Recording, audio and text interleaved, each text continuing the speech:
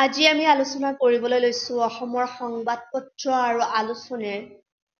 দ্বিতীয় ভিডিঅ'টি খণ্ড 2 ইয়াৰ আগৰ ভিডিঅ'টিত খণ্ড 1ত আগৰ সংবাদপত্ৰ আৰু আলোচনীৰ বিষয়ে আলোচনা কৰা হৈছে যিসকলে ভিডিঅ'টো চোৱা নাই চাই লওক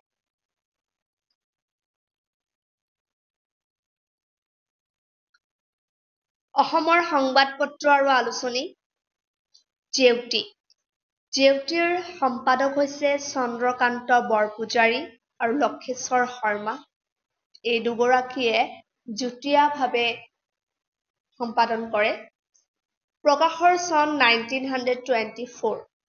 খেতিয়কৰ সম্পাদক নাৰায়ণ চন্দ্ৰ বৰুৱা প্ৰকাশৰ চন 1925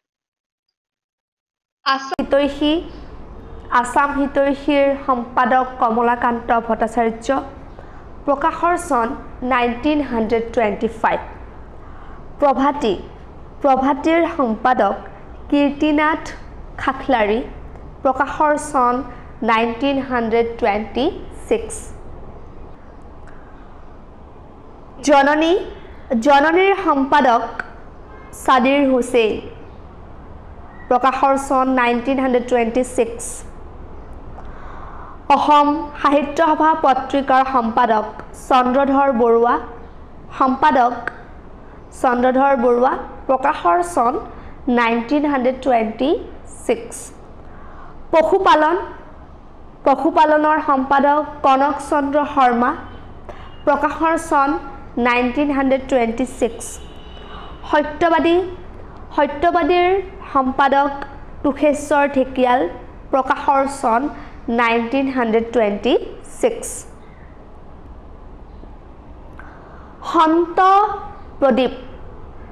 সন্ত প্ৰদীপৰ সম্পাদক তীৰ্থনাথ গোস্বামী প্ৰকাশৰ চন 1928 প্ৰচাৰকৰ সম্পাদক মোহাম্মদ সুলেমান খা প্ৰকাশৰ চন 1928 অসম ডেকাৰ সম্পাদক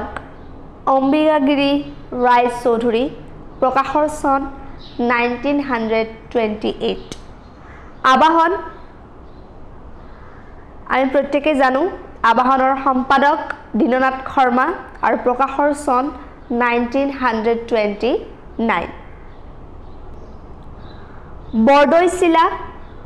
বৰদৈচিলাৰ সম্পাদক কমল চন্দ্ৰ বৰুৱা তেওঁ প্ৰতিষ্ঠাপক সম্পাদক আৰু দ্বিতীয় গৰাকী হৈছে শিৱপ্ৰসাদ বৰুৱা প্ৰকাশৰ চন হৈছে 1931 আমাৰ দেশৰ সম্পাদক তুলসী নাৰায়ণ শৰ্মা প্ৰকাশৰ চন 1931 9 জুনৰ সম্পাদক নীলমণি ফুকন প্ৰকাশৰ চন 1934 অসম কাকতৰ সম্পাদক কীৰ্তিনাথ বৰদলৈ প্ৰকাশৰ চন 1935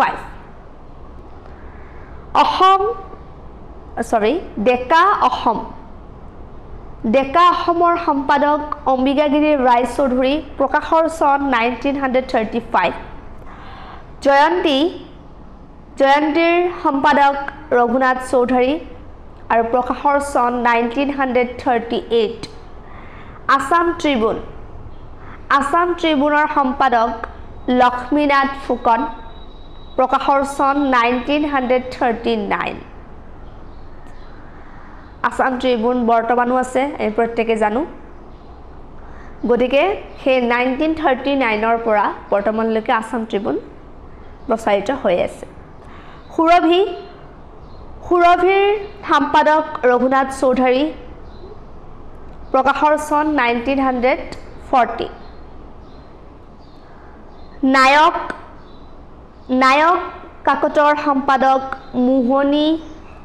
মোহিনী মোহন ব্ৰহ্ম প্ৰকাশৰ চন 1941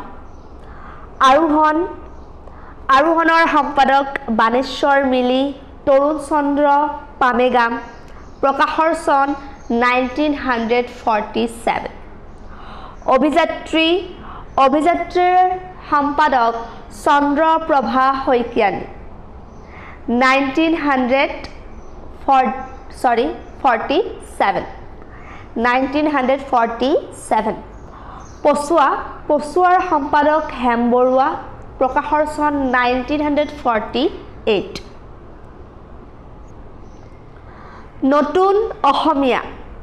নতুন অসমীয়াৰ সম্পাদক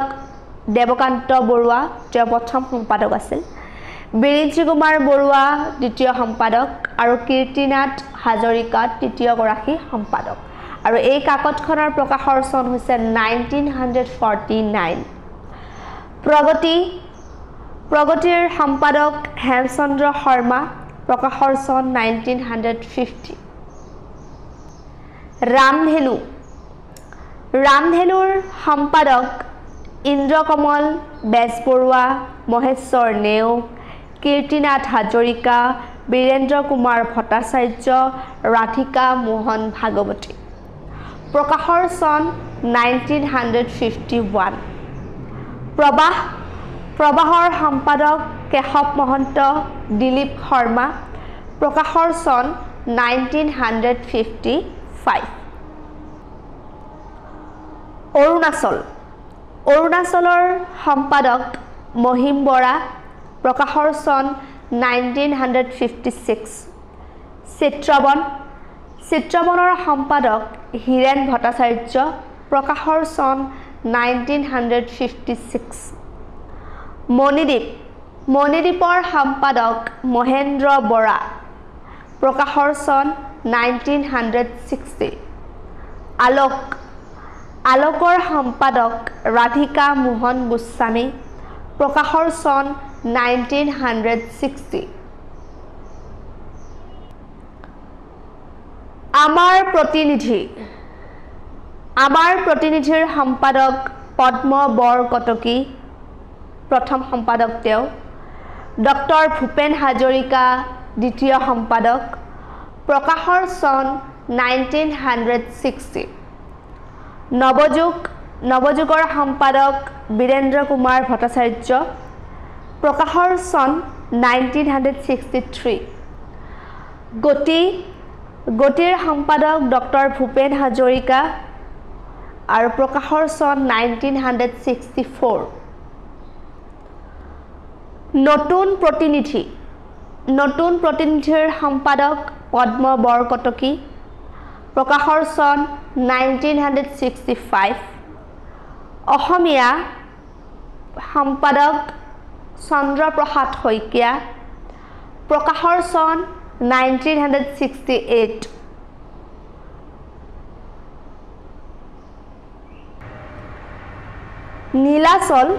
নীলাচল কাকতৰ সম্পাদক হোমেন বৰগোহাঁই তেওঁ প্ৰথমগৰাকী সম্পাদক আছিল দ্বিতীয়গৰাকী সম্পাদক মুনীন্দ্ৰ চন্দ্ৰ নাৰায়ণ দত্ত বৰুৱা আছিলে তৃতীয়গৰাকী সম্পাদক আছিলে ভৱেন্দ্ৰ নাৰায়ণ দত্ত বৰুৱা আৰু চতুৰ্থগৰাকী সম্পাদক আছিল ৰমেন্দ্ৰ নাৰায়ণ দত্ত বৰুৱা আজিলৈ এইখিনি আছিলে ধন্যবাদ